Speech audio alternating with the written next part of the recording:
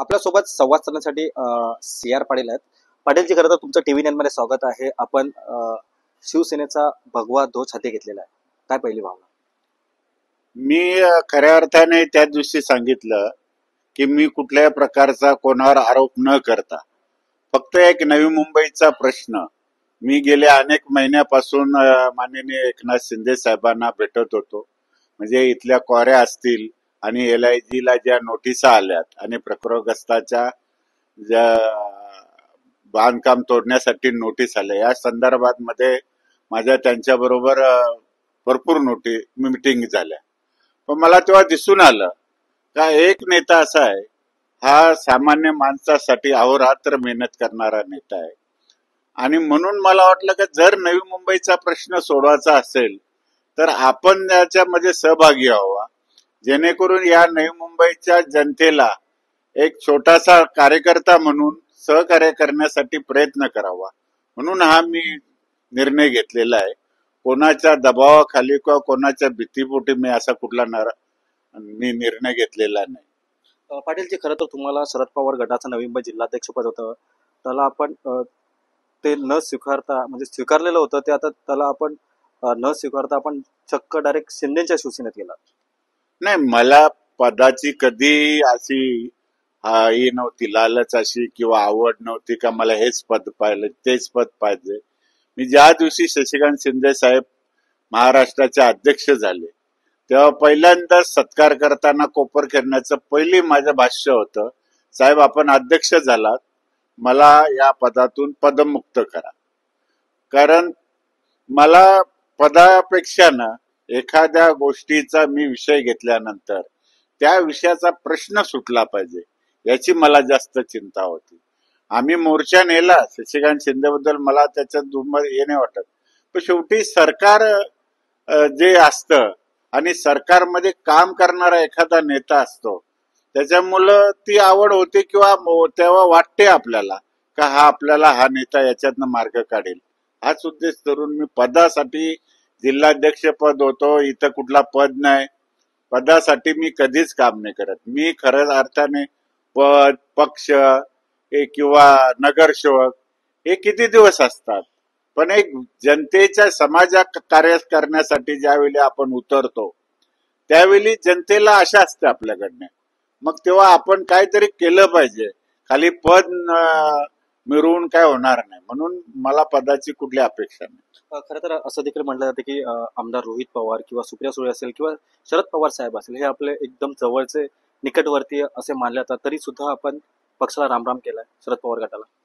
नाही, पवार साहेबाबद्दल बोलणारा एवढा मोठा मी व्यक्ती नाही किंवा जयंत पाटील साहेबांसमोर किंवा रोहित दादा समोर.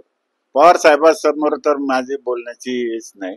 पवार साहेब कुठं, पण पवार साहेबांचं आणि आमचं नातं तसं बघायला गेलं तर ज्यावेळी पवार साहेब काँग्रेसमधून बाहेर पडले त्यावेळी पहिला नवी मुंबईचा जिल्हाध्यक्ष कोण असेल तो DR पाटील असेल. एवढं नातं होतं. पण खऱ्या अर्थाने ज्या पक्षात आम्ही राहिलो त्या हिसाबाने आमची जी प्रगती व्हायला पाहिजे होती राजकीय दृष्ट्या ती कधी दिसून नाही आली.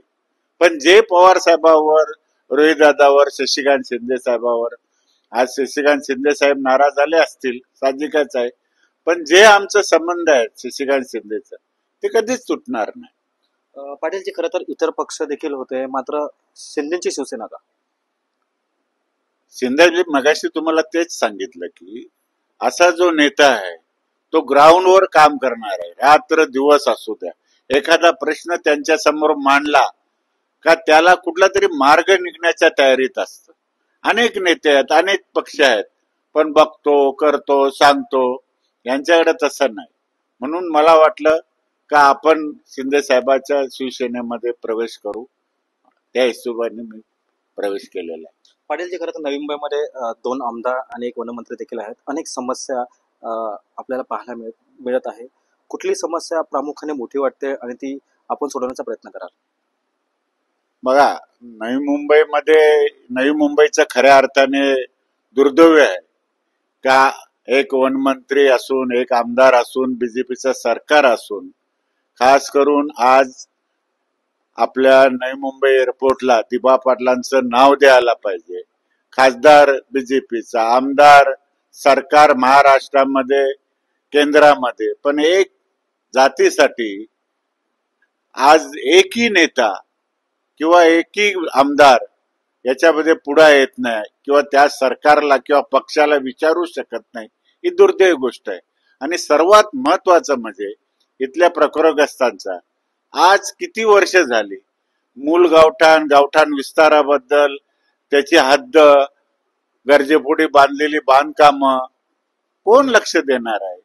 गटर मीटर आणि रोड हे तर नगरसेवकाचं काम आहे. नवी मुंबई स्वच्छ दिसली पाहिजे, सुंदर दिसली पाहिजे या मताशी आहे, पण खाणार काय? नोकरीचं साधन कुठं आहे? कुठंच दिसत नाही. म्हणजे आपल्याला असं म्हणायचं आहे की जे आमदार आहेत किंवा वनमंत्री आहेत ते लक्ष देत नाही. मी बोलण्याची गरजच नाही, नवी मुंबईची जनता बोलते. पण काय आहे, स्थानिक नेता असल्यामुळे स्थानिकांना पाहिजे असा जोर धरणं, पण कालांतराने हा जोर पकडणार. कारण शेवटी बघा, मनुष्य हा आहे ना, ज्यावेळी त्याच्या खिशात पैसा असतो त्यावेळी तो शांत असतो. काहीच नसला तो एक तर आत्महत्या करतो, नाही तर चोरी तरी करतो. हा तोच प्रकार या नवी मुंबईमध्ये घडणार आहे. कारण अनेक वर्ष एका नेत्याबरोबर राहिलो, मला कुठंतरी न्याय मिळेल, पण आज आमचं घराचं ठिकाण नाही. आज तुम्ही नवी मुंबईमध्ये बघितलं असेल, जो प्रकरग्रस्त, मूल प्रकरग्रस्त आहे तो 4थ्या मजल्यावर राहतो आणि त्याचे वडील 60, 65, 70 वर्षाचा आहे, त्याला कसा तरी तो चढवतो. कारण काय, जर तो ग्राउंडला राहिला तर भाडं कमी होईल, 4थ्यावर भाडं कमी होईल. कारण शेवटी काय, नोकरी नाही, काय नाही, जे घर बांधलेलं आहे त्याच्यामध्येच गुजारा होतो. आज बघा, नवी मुंबईमध्ये रिलायन्स आहे, आमच्या जमिनी गेल्यात, आज एवढा मोठा हॉस्पिटल बांधलंय, तिथं प्रकरग्रस्तांना काय आहे? क्या नवी मुंबईच्या जनतेनं 5%, 10% काय डिस्काउंट आहे का? अपोलो झालंय का, आहे का? हे कोणी बघायला पाहिजे. जे आमचे नेते आहेत, जे हक्काने आम्ही त्यांना निवडून दिलेलं आहे, आज त्यांचं दुर्लक्ष होत असेल तर नवी मुंबईचं दुर्दैव आहे. पाटीलजी, खरं तर पालिकेच्या निवडणुका कधीही लागू शकतात, जानेवारी महिना म्हटलं जातोय. तर तुम्हाला काय वाटतं की नवी मुंबईमध्ये महायुतीमध्ये तुम्ही आता पक्षप्रवेश केलेला आहे, तर महायुती एकत्र लढणार का स्वतंत्र लढणार?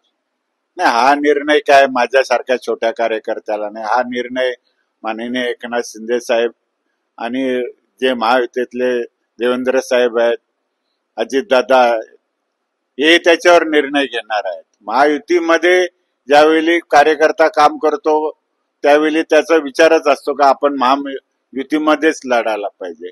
पण आज आपण बघितलं असेल नवी मुंबईचं राजकारण, म्हणजे महायुतीमध्ये कोणाला राहायचं की नाही. जर मला विचारलं शिवसेना या नात्याने, आमची इच्छा आहे, पण समोरच्या व्यक्तीला जर तेच करायचं नसेल तर काय याच्यावर, पण आम्ही महायुतीमध्ये लढायला तयार आहोत. पाटीलजी, असं देखील म्हटलं की येत्या आठवड्यामध्ये आपल्याला काहीतरी शिंदे गटाचा अर्थ शिवसेनेचं मोठं पद देण्यात येणार आहे. नेमकं ते पद कुठलं असणार? मी मगाशीच सांगितलं, मी कुठल्याही पदावर असं म्हणजे पकडून राहत नाही का मला हे पद ते पद. माझ्याकडे जिल्हाध्यक्ष पद आहे. जर मला पदाचीच हौस असती तर मी त्यांना पहिलं बोललो असतं का मला पहिलं पद द्या, मग प्रवेश करतो. मी कुठल्याही प्रकारचं हे न करता मला या जनतेच्या जे चाललेले प्रश्न आहेत त्या याचाच मला माझा नेता आवडला, म्हणून मी त्या नेत्याबरोबर काम करण्याचा निश्चय केलेला. खरं तर शरद पवार जो गट आहे नवीन मुंबईचा, त्याला मोठी गळती लागलेली आहे. अजून काही जण आहेत का ती इच्छुक आहेत का तुमच्या अनुषंगाने तुम्ही त्यांना शिंदे गटात पक्षप्रवेश करणार आहात का? नाही, असा मी कधीही विचार केलेला नाही. जर मला सर्व घेऊन जायचं असतं तर माझ्याबरोबर भरपूर आले असते, पण मी माझा स्वतःच निर्णय घेतलेला आहे, त्याच्यामुळे मी अद्यापर्यंत असा कुठला विचार केलेला नाही. धन्यवाद. खरं तर आपल्यासोबत हे होते CR पाटील यांनी शरद पवारला राम करत चक्क शिंदेच्या शिवसेनेत पक्षप्रवेश केलेला आहे. मला काम करण्याची सवय आहे, त्यासाठी मी पक्षप्रवेश केलेला आहे. नवी मुंबईमध्ये असंख्य प्रश्न असे देखील प्रश्न त्याने सध्या उपस्थित केलेला आहे. कॅमेरा पर्सन राजसह मी रवी कराड, TV9 मराठी, तुर्भे, नवी मुंबई.